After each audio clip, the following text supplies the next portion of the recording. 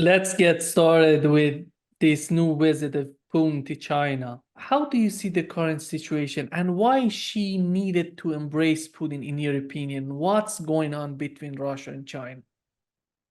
Well, first of all, we have to consider this in the context of the visits that have been performed by Olaf Scholz in early this month, or in April, sorry, and then Antony Blinken and Janet Yellen, who were welcomed by very much some administrative individuals and no real, let's say, high-ranking official from the Communist Party or from Beijing, and so on. So the way Putin was welcomed in China indicates the considerable difference between the Western world and Russia and China, which is not surprising, by the way, for many reasons. First of all, we have to remember that the US is trying to isolate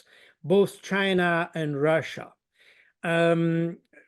With China, it started with Donald Trump. And in fact, Joe Biden continued the same kind of policy. They see, and in fact, it was even initiated by Obama in reality, this policy of isolating China, to see China as a major threat to the US, even kind of an existential threat to the US, both in military terms, especially in the Pacific area, and in economic terms by the threat posed by Huawei, by TikTok, by EVs, and so on and so forth. So there is a sense in the US, and that was exacerbated by the COVID crisis in 2019, 2020, and 2021, when the US administration was referring to the Chinese virus and things like that, in order to indicate that China was at the origin of the pandemic. Even some lawmakers threatened to ask for indictment of China because China tried to perform genocide by propagating the virus. So it was, we see a kind of an extraordinary, irrational approach of the relationship between the US and China. So that was in the last decade. That's more or less what affected this relationship.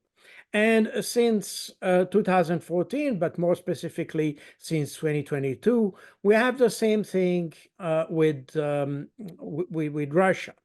Although Russia is not considered as an economic threat to the US, for the reason that Russia is obviously not the same kind of economic power than China. But the problem is that for the US, and I just want to remember here that there was a kind of a debate that we saw in magazines such as Foreign Policy and things like that, the debate that how should we deal with Russia? Because Russia could be interpreted as an ally of Europe and hence allowing to isolate completely China, or it was this idea that by weakening Russia, we would weaken the allies of China. And in fact, that's this option that prevailed in 2021, 2022, in order to shape the US policy towards Russia. So to take the Eurasian group as a group, and by, I would even say, making Russia to collapse completely in order to remove from China this powerful backyard that Russia could be for China. Backyard in terms, because we have to understand that China and Russia are very much complementary, not just in terms of commodities and a raw material like oil and so and things like that, but also because Russia has a lot of technologies that can be extremely useful for China.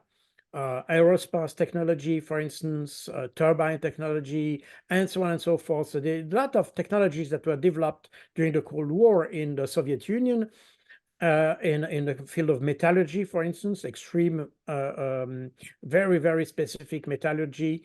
The Russians have still today, as of today, are the master in certain kind of technology, and the West has never been able to match the capacity of Russia. So we have here two Russia that could provide this to China. On the other hand, China provides all this common consumption issue, like vehicles and material that you can buy in stores and things like this. So the consumption equipment of material has never been the strongest part of Russia economy, but it is the strongest part of China. So both countries are complementary. And this idea that the Biden administration tried to bring or drag the NATO and Europe in the same kind of, let's say, struggle against China by designing China as the enemy, and including in NATO, by the way, which is quite strange because NATO is initially designed to provide protection to European country against a possible Soviet aggression. But now it seems that NATO has, since the early 90s, is in search of an enemy. That's why they found an enemy in Afghanistan for a while. It was a failure. So they're still missing an enemy. And of course, Russia may be one, but under the pressure of the Americans, they finally acknowledged that China could be another one, a more substantive one or substantial one. So we have now a kind of a Western coalition against China and Russia. So meaning that both countries are in the same boat, so to say, and they share the same fate to some extent. That means that they have as a common enemy the US.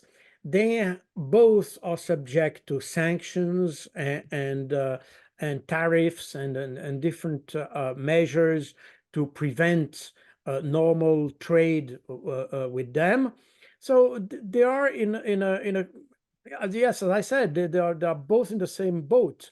As a result, it's normal to see both of them to join the effort. By the way, even during the Cold War, at least the first part of the Cold War, as you hadn't so much this ideological struggle between the Chinese, the Chinese version of socialism and the Russian or the Soviet version of socialism.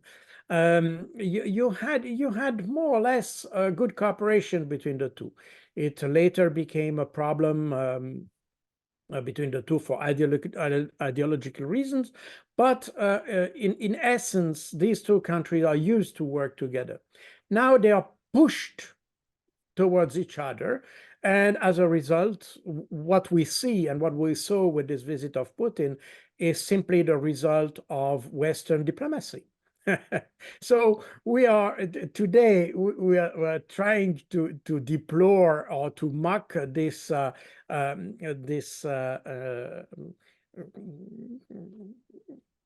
magnificent way the Chinese received or welcomed Putin. But in reality, that's the work of the Western diplomacy. We pushed each other together.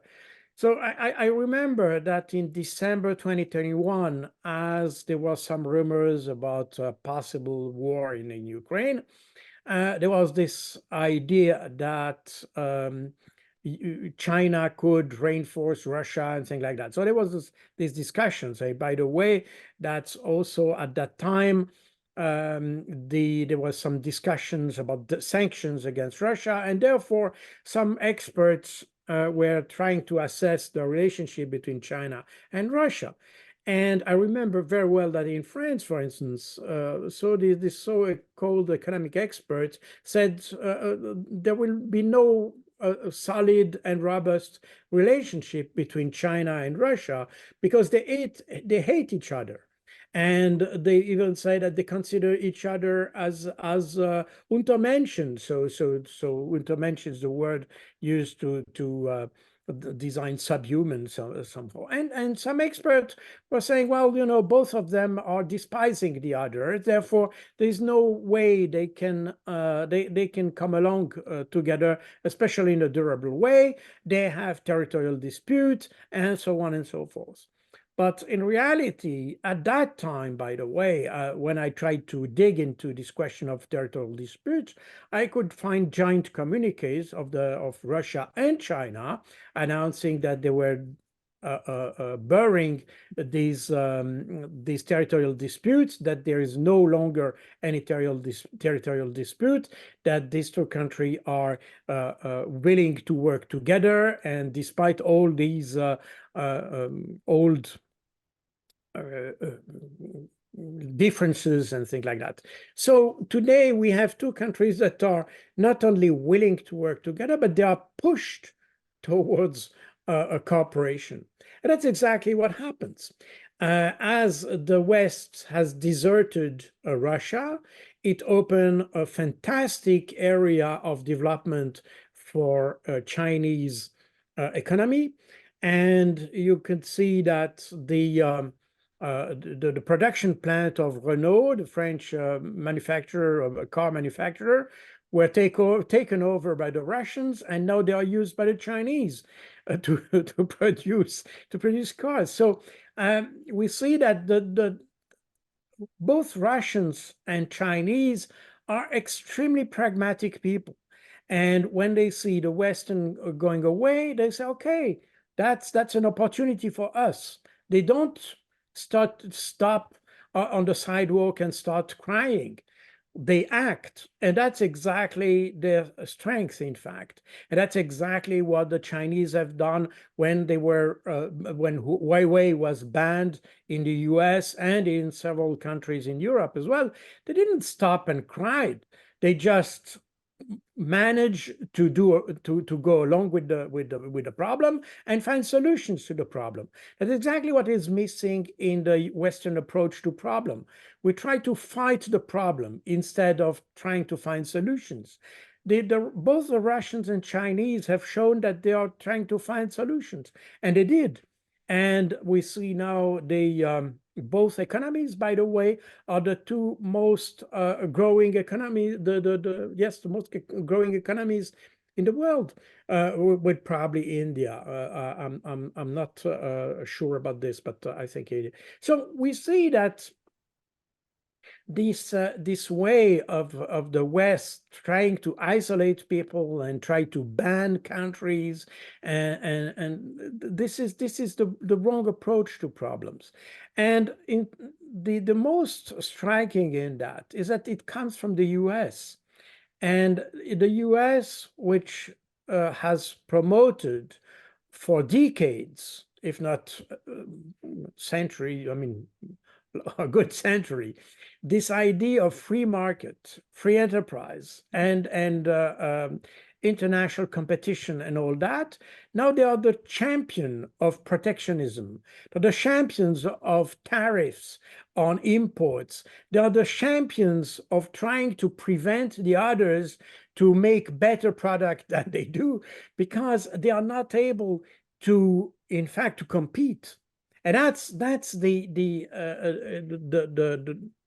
centerpiece of the problem, in fact. The West has left the industrial engineering for having more financial engineering. And that's what drives their economies.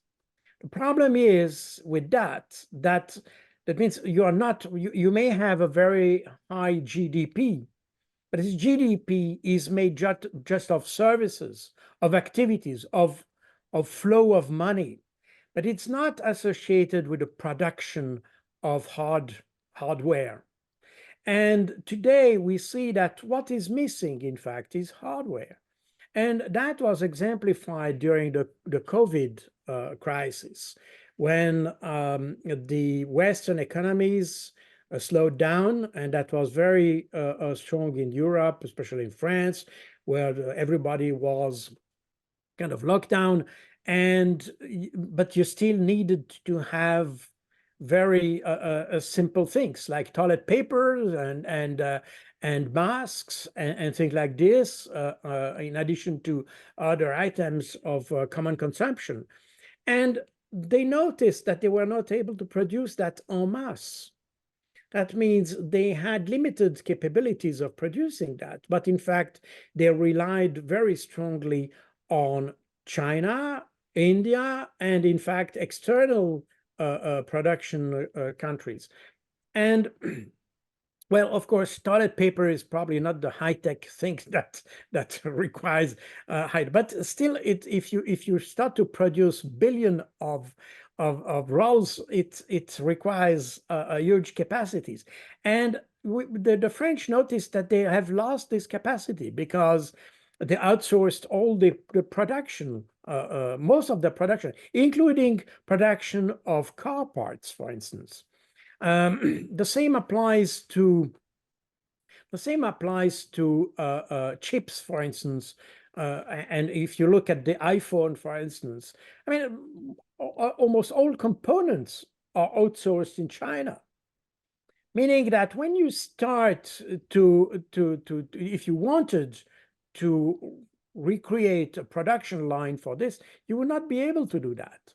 And incidentally, if you look at the profile of a China production, you will see that the strength of China is that it's probably the only country which is able to have a vertical integration of the production for every product.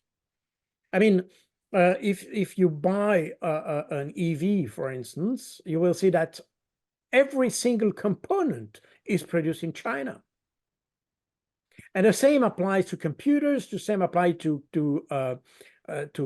cell phones, and so on and so forth. They are able to produce every single component. That means the vertical integration is a strength, meaning that in the West, we have outsourced almost all our production capacities just because we want to, we make money with the result of what China produced. That's exactly the case of iPhone, in fact. I mean, if you start to look at the, I mean, I don't know the exact figures, and these are rough ratios, but roughly half of the value of an iPhone is, in fact, the material, the hardware is produced in China. What the added value when you pay an iPhone or from your pocket, the residual value, that means roughly half of the price, is made by marketing.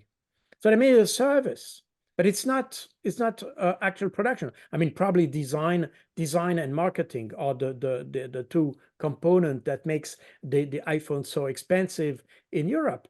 But but all the rest is in fact produced in China, meaning that China has a decisive advantage over Western economies. That was not the case probably 60 or 70 years ago, when at that time, we had also vertically integrated production lines for cars, for watches, there was no computer at that time, but for wash machines and so on and so forth.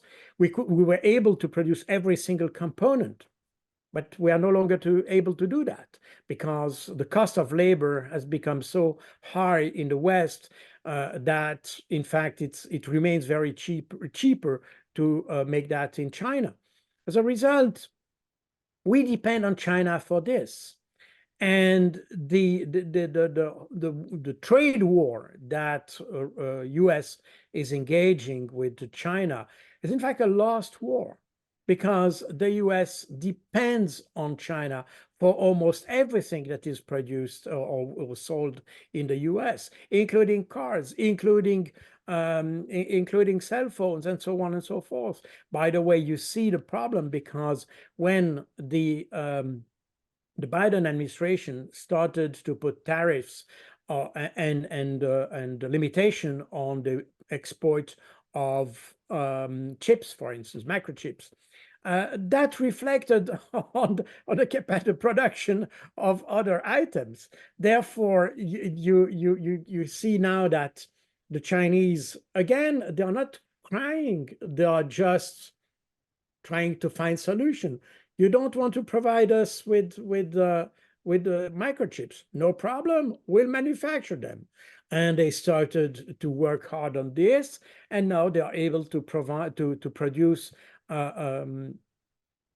microchips that matches the what was called the Western high top level production of microchips. As a result, you know, you have companies such as Qualcomm, Intel, and so on. They are no longer able to provide their to sell their own chips, because the Chinese now are able to produce exactly the same one for a cheaper price. So instead of cooperating with these countries, we try to fight them. And with this idea, there is a kind of arrogance and hubris in this whole thinking, the Western thinking. We are still the same, or it is the same situation as the one we had 1 century ago, when everything was starting from Europe and arriving in Europe. I mean, you had engineering, the thinking, everything was located in Europe or in the US. And and in fact, you had just the rest of the world providing commodities. That was it. Today, the thing is totally different. I mean, the rest of the world, as we call it, which is, by the way, not a very nice designation, but let's say the global South, to be a little bit more polite with the rest, this rest, so-called rest of the world. This global South, these guys are hard workers. They learn fast, and they are far from stupid. I mean, they produce more engineers that are produced in the West, in Europe, and if we see the level of education in Europe as in the US, by the way, it's falling. I mean, we are just producing idiots. While in Chinese, Indian, and other universities in the global South, they produce very experienced, very good engineers, very good designers, and so on and so forth. So they're completely able to replace what the West doesn't want to provide. So we have this kind of arrogance, thinking that we are the only one able to create things. But it's no longer the case. And we see that blatantly with EVs and those emerging technologies for renewable energies and so on. We see that the Chinese are now leading the market. They're simply leading the market. And China is, to my knowledge, I might be wrong, but I think it's the case today. The Chinese is the country that creates the most patents, the greatest number of patents in the world.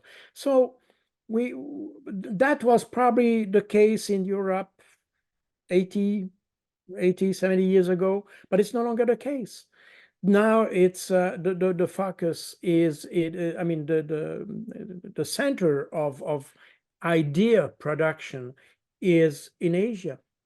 And that's, and if we see, for instance, the thing, we see that with Iran, we see that with all these countries that have been sanctioned.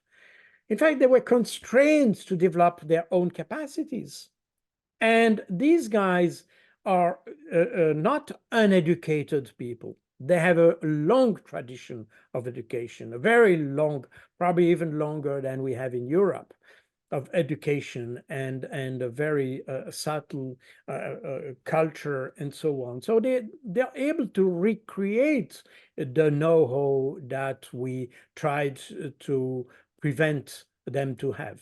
So this is the way the West is dealing with these countries is just completely wrong. And the visit of Vladimir Putin in China exemplifies this. So I think we will see in the future, because of this willingness of the West to continue the war in Ukraine, trying to go further in the trade war with China, and we see the recent measures that the Biden administration has adopted to preempt the trade of EVs of Chinese EVs in the United States. This is a wrong calculus. We should better try to find how can we do better? How can we make better product? The Chinese come with cheap product, fine. How can we do better? What can we provide more? What can make product more competitive than the Chinese one beyond the price? At the end of the day, we see that you can still sell Ferraris and Rolls-Royce and not just Toyotas and Mazdas. So that means that you have to find the right segment where you want to sell your products and what kind of product you want, but you're still able to provide a product which is asked for by the consumer. So I think this is a lack of a strategic vision in the West. And we can see that both in military terms with Ukraine, but we see that also in political and economic terms. This absence of vision, this idea that we still have, the West has to define the way the world should go, and therefore we go away from the law-based international order to the rules-based international order, and we define a way to go forward. But I think it's a total mistake, and we will see the difference. In 10 years from now, I think we may probably see a lot of disasters in Europe. We see that the Germans, the German economy, but the French economy as well, is in debt, and more in debt. By the way, the production capabilities are falling.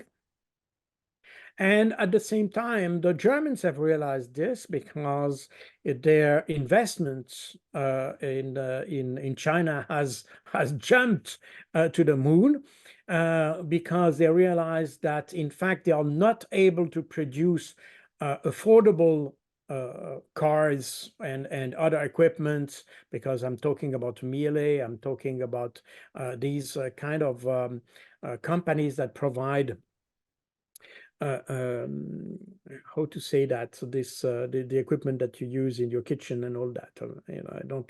So the word is missing now in my head. But in any case, these companies have realized that they are not able to produce affordable product, so they have to produce them in China. And that's the reason why, by the way, Olaf Scholz was with a huge delegation of industrial and businessmen and all that, because they want to produce the product in China, because it's cheaper to do so.